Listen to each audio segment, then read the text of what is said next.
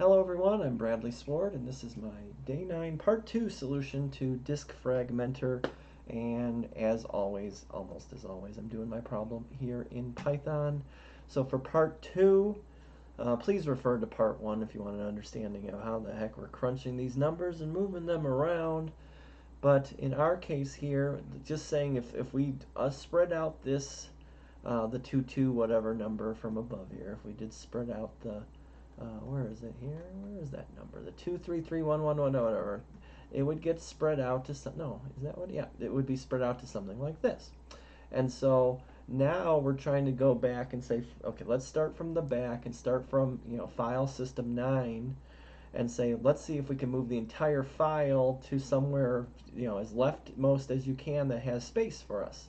So let's try to cram as many but full files together as we can before we worry about other things. So these 2 9s, there's 2 spaces here, so that can go there. But now the 8s, there's no 4 spaces for anything up to there, so it stays where it is. And then the 7, it moves up here because there's 3 spaces and it's the closest 3 spaces. And then the 6, and then the 5, and then they don't move. And then the 4 has space here, the 3 doesn't move, and then everything else, I guess, is done. And so you can see my answers, whatever, 634 with a 773 when it's all said and done. This one required me to do a little bit of rework here, quite a bit of rework. So let's see what I did here. I fixed this up here. So I just changed this around. So I get my data set and I spread out the file, basically the virtual space. And I set aside, I do the, to figure out what it is, just like from step 1. This time around, though, the file index will tell me what was the largest number that was part of this when it all came down, when it was all done, so that we can work our way backwards. And this is the thing here, like I'm going to work backwards from that number back to 0, in reverse. So that's what this range will do. And so for every number, I'm basically, what am I doing? I need to figure out where that number is in the file.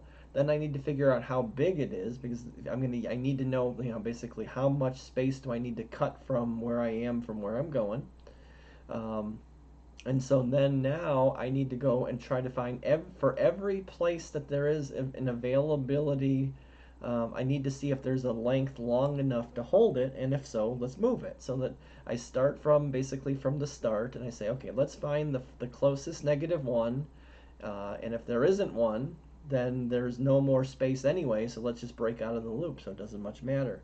But otherwise, we'll find the leftmost -1, and then we'll go through here, presuming that there is one. We'll go to see, well, how long does it take to get to, or how long is the string of -1s?